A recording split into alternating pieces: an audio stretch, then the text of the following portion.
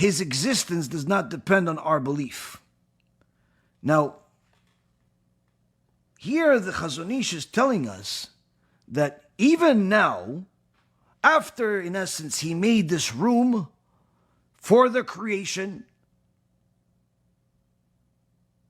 he's still not just in control of it, not just overseeing it, but he is still it.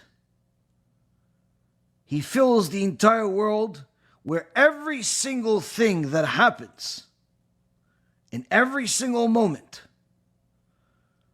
both above the heavens and below the heavens, is only done with his will, with his knowledge, with his agreement.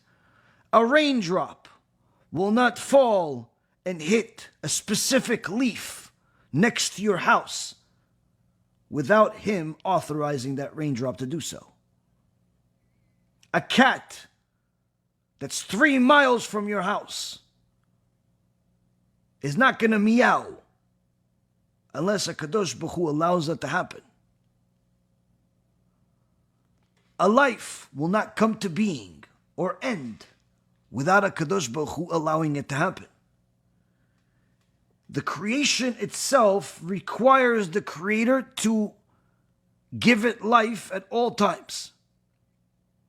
So much so that the En Od Milvado, that there's nothing else but Him, has not changed. There literally is nothing else but Him. We are all nothing, but rather something that He wills to exist.